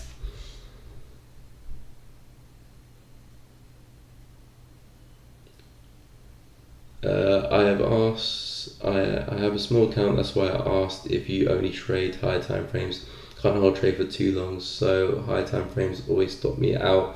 Okay, I mean, you can obviously just reduce the size of your lot size, so you can hold them a little. I mean, to be fair, hourly is not necessarily higher time frames. I wouldn't say, in my opinion, 4H and above is I would call higher time frames. Hourly for me is like the top of the lower time frames.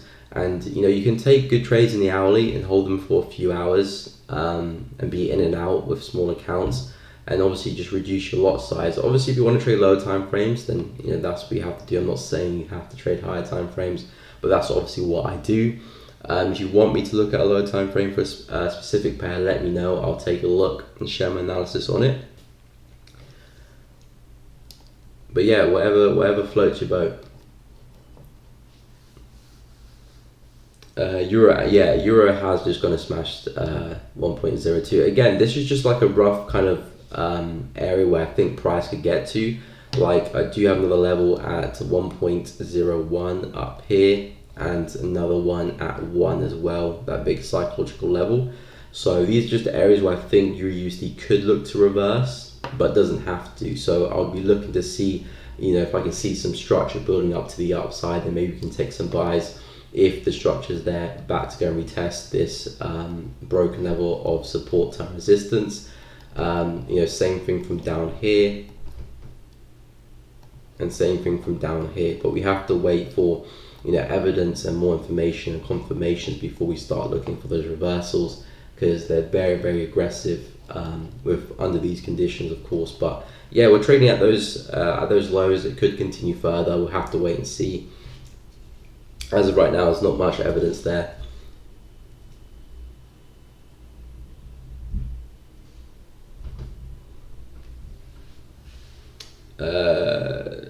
Swing trading could be ruined by news. Yeah, I disagree with that. Swing trading is all technicals. Like day trading is, it's all technicals. You know, you're either in the right direction or you're in the wrong direction. If you're buying a certain pair and the news takes it against you, yeah, that's just trading. If you're day trading and you're in a certain position and the news comes out, and if you don't close your trade or whatever, and price reverses, comes back to your entry price or your stop loss, yeah, that's just trading. Sometimes the news will be in your favor and it'll just boost the trade along in your direction. So yeah, I disagree with that. For me, news fundamentals is all about catalysts and providing volatility and momentum in the market. Technical analysis is where you get your direction from. So if you have good technical skills, you can map out the direction of the market most of the time correctly. Not every time, of course. And yeah, sometimes the news will take it against you, sometimes the news will take it for you. But yeah, I disagree that swing trading is ruined by news. But obviously, do whatever you want. You don't have to swing trade. I got his course, Peach. Okay. Pound AUD, no problem. I will take up pound AUD. Just entered Euro JPY. Sell what your. Okay, we'll take a look at Euro JPY as well. I'm also buying Usd CHF. Okay, a few people trading CHF pairs.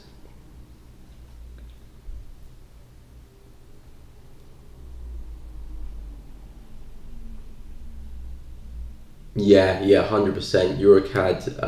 Yeah, I mean that's literally what I was talking about earlier in the stream, about a level that has numerous tests. You know, you would expect price to eventually go and take out that level, because that's where a lot of stop losses are gathered. So yeah, this support was always going to break after we formed this lower high. You know, I was pretty confident that price is going to come out and take the support.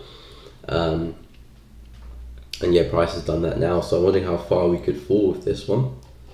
And we do have this weekly area here on the left. We could be coming towards at 1.32 potentially. We'll have to see. But as for right now, it's looking very bearish, and Euro is the driving force behind that one. But yeah, I'll take a look at GA and Euro JPY. Hey, I'm new, liking it a lot. What time do you start trade or start? Thank you so much, Danny. If you're liking it, drop a like. But yeah, I start the stream at around 10 a.m. London time, UTC +1, and I end at 12, so in about 11 minutes from now, 12 p.m. that is, London time. So yeah, that's my stream kind of window. And I stream every Tuesday, Wednesday and Thursday. So yeah, pop in, say hello if you want to. But yeah, those are the times I trade. And I also do post analysis every weekend, recapping this week and forecasting the next. And I'm posting a video later today about my CAD JPY loss.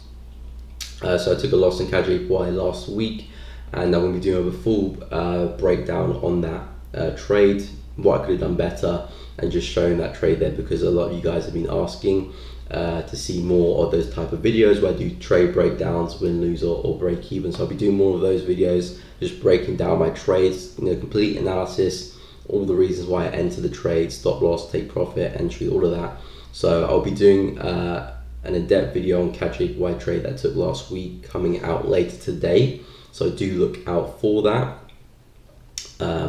But yeah, I stream every Tuesday, Wednesday and Thursday from 10 to 12 UTC +1 in the morning. But yeah, I'll take a look at GA and Euro JPY. So yeah, pound AUD looking bearish here. It's breaking through this support here. So that's not what I wanted to do. It's breaking through this support here. So altogether right now, GA is looking like it could be coming back down to this support here. So GA had real trouble to break through this resistance not too long ago, melted to the downside, didn't quite come to test that support. I remember because I was actually trading this move here, and then it just missed my target and reversed back against me. Very, very annoying, but it looks like we could be seeing that move happen now. So for me, GA, I'm expecting price to come back at least into this support here that price has created here on the left, but I do expect us to eventually take out these lows and see some lower lows. So for me, GA shorts now that we snapped through that support there. So if you're looking at getting involved, nice little retest of that level, which could actually be happening right now actually, and price is really pushing. But yeah, shorts down to those lows make the most sense. So yeah, GA more downside, 1.73, and then you got 1.72 as some nice targets. Maybe we might get a pullback because we're coming into this kind of wicks here on the left, so you might see an upside move into that. But then yeah, I do expect price to sell off back down into the support here for pound AUD. So yeah, bearish on this one until we get down to those lows. What's your bias, Ibrahim, for GA? Looking at shorts as well. Euro JPY, we'll take a look at that one. So yeah, Euro JPY, I'm still bearish on this one. I'm expecting price to take out that wick there on the left at 137.832. That's the wick I'm expecting price to go and take out. I do also have this level here on the left here as well, which I can see price potentially coming to and hit to go and test if we do take out that wick successfully. So we might come and test that level and then go bullish, or we might go and take out that wick and then go bullish. Either which way, I do see more downside for the time being. And then once we test one of those areas, we might go bullish later on. But for me, Euro JPY is still very much bearish on this one until we take out that wick at least, and maybe coming into this 136.700 level. So if you said you're short on that one, I agree with that one. Obviously, make sure your stop loss is in a safe area, but yeah, I'm seeing more downside right now for Euro JPY.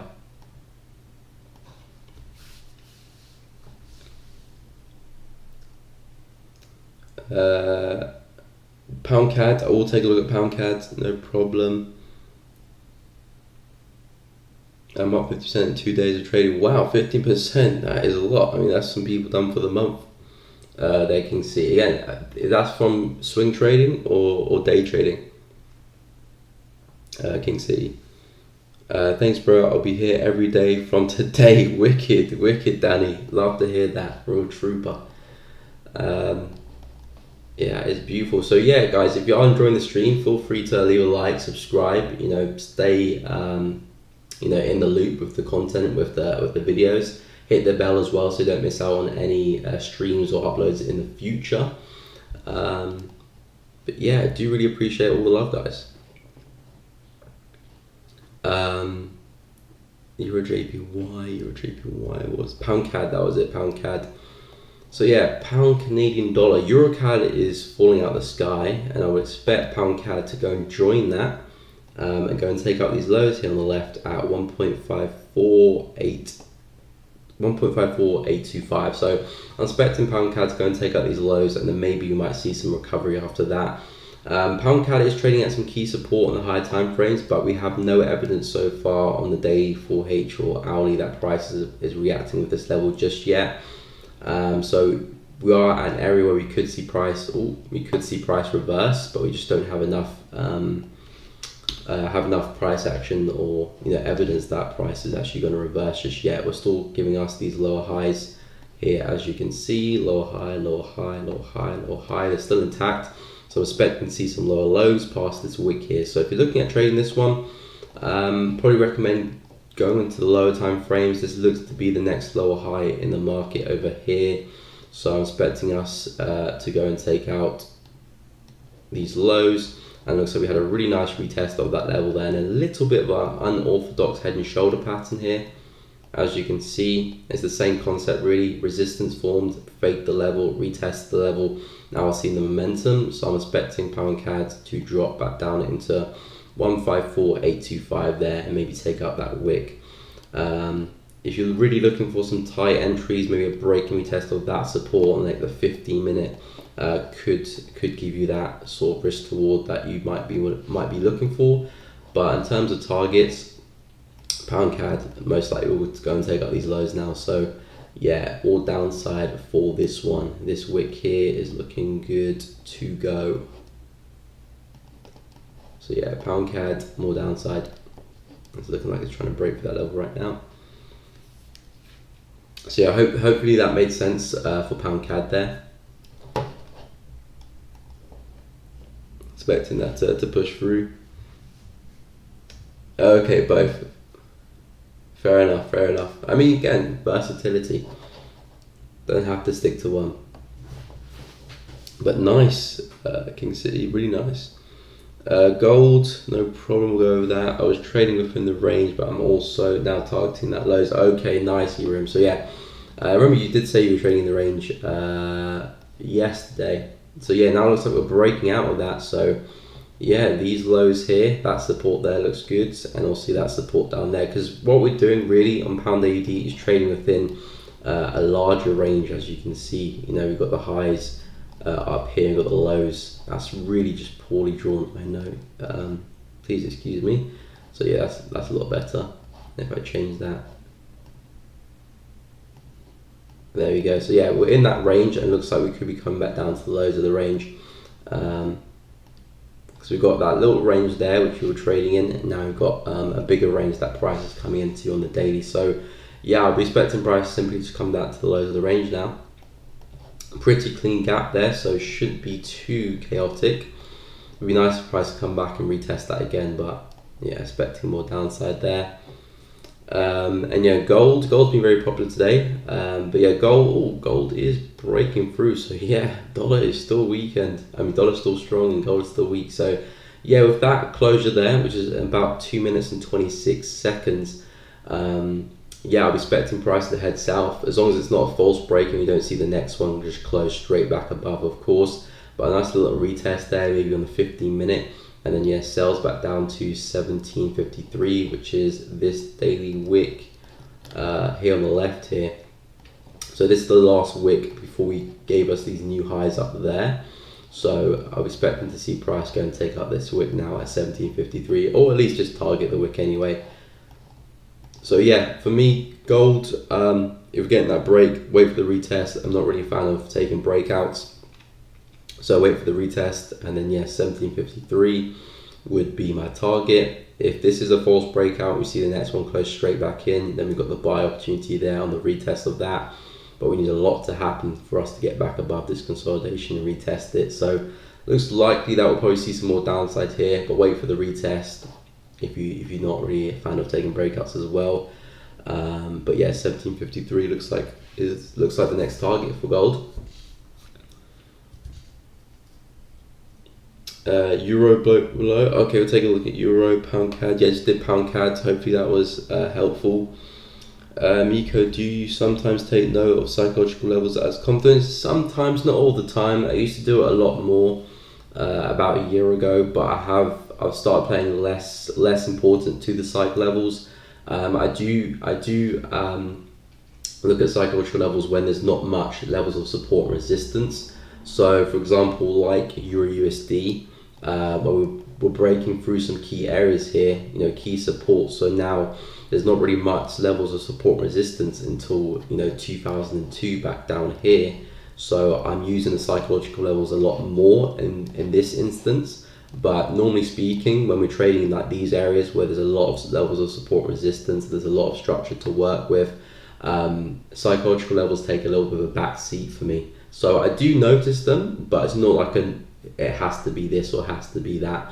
When we're breaking through some new lows and there's not a lot to look at, then I'll pay attention to psychological levels. Like a lot of the JPY pairs, when they were ripping to the upside and just breaking high after high, I was using a lot of the psychological levels to, you know, predict where price could go and where we could start to retrace from, because there just wasn't a lot of support and resistance. USD particularly, I was using a lot of the 130, 132, 134, 136, but that's just only because there wasn't a lot of support and resistance. So yeah, so I do look at them, but for me, support and resistance and just levels of structure take more importance. How much percentage do you make per month? Well, for me, I always aim for around 10%. Whether I make more, a little bit less, just depends on how good the conditions are. But 10% is always the mark I aim for. But yeah, sometimes really good months could be a lot higher than that. Sometimes I do get a little bit lower. But for me, it's just more staying in tune with what the market is doing, because I know, you know, I can get some good amount of profit, but I'm not really trying to force that anymore. I was probably about a year ago, but now it's kind of just what the market gives me. Sometimes the market will be really nice to me this month, sometimes it won't be. but I try and aim for 10% as my benchmark. So like if I was to average out maybe like 6 months, I try to make sure I'm getting at least 10%.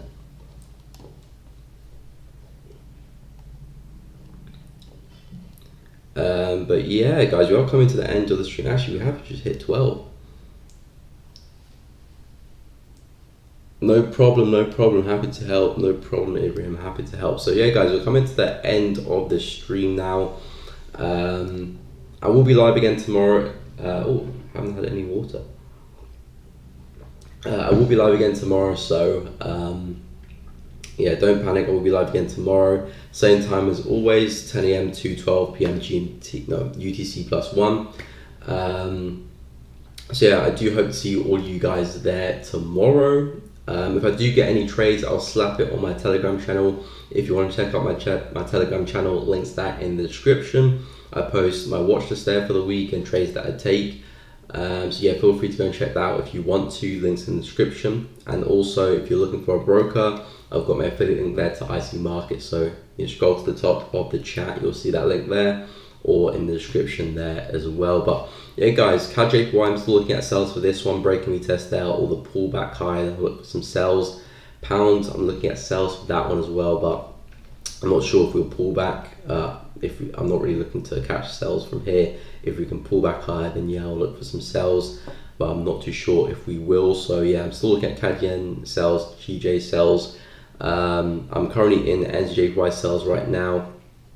I entered that one on that candle there just before the stream. So it was just above. I'm looking for this one to roll over. Nice confidence with that trend line and that key level of support and resistance there. Again, risk reward is low on this one, only about 1 to 1.2 or something like that. But yeah, if it could play out, that would be great. Just take a little bit of profit from the market. Profit is profit at the end of the day. But the main pairs I'm focusing on is CAD JPY really, because this one I still see a big drop happening for this one. Whether we get the break and retest or not, or we pull back. I mean, if you pull back, that'll be great. The risk reward will also be a lot higher, but if you get the break and retest, it doesn't really matter as well. And USD JPY, I'm also looking at sells for this one, for pushback down into this support here, not resistance. And if we can snap through this trend line, which price is coming into right now, I'll be looking for that to happen there. Maybe even a break of that support as well. That would be beautiful. And then move something like that. That would be nice. So yeah, I'm still trying to sell the JPY pairs. I'm still bullish on JPY.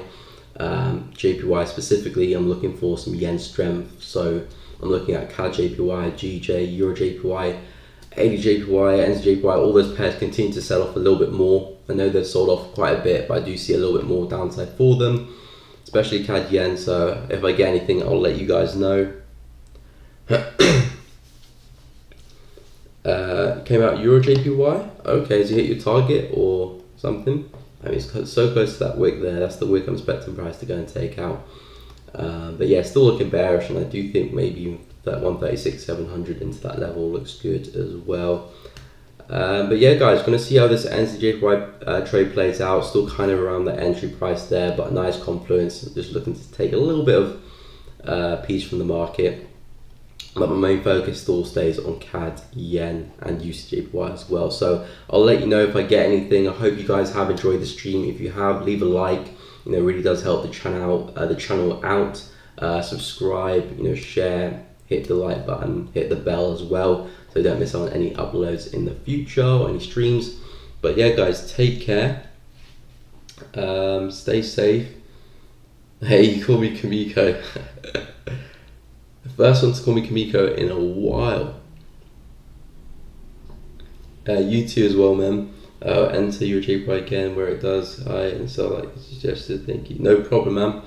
I mean, always wait for those pullbacks. Are you a full-time trader? Also, do you provide signals? Yeah, I'm a full-time trader, and I share my trades. So yes, I do provide signals, but it's just my trades, not necessarily for you to trade. They're more for the learning experience, so you can see how I trade. You can trade with me if you want to, but it's more for the educational purposes. But yeah, I do share the trades I take there. We just started for like 5 seconds, but I do share trades that I take on my Telegram, which there's a link to that in the description. I do post my watch list on that Telegram as well. So yeah, feel free to check that out. Links to that in the Telegram, links to that in the description, sorry, and links to that at the top of the chat there as well. But yeah, guys, I hope you have enjoyed this stream. Thank you, Max, for subscribing. Much appreciated. I will be live again tomorrow, so I hopefully catch all of you tomorrow. You know, stay safe, don't go blow any accounts, and I'll catch you all on the flip side.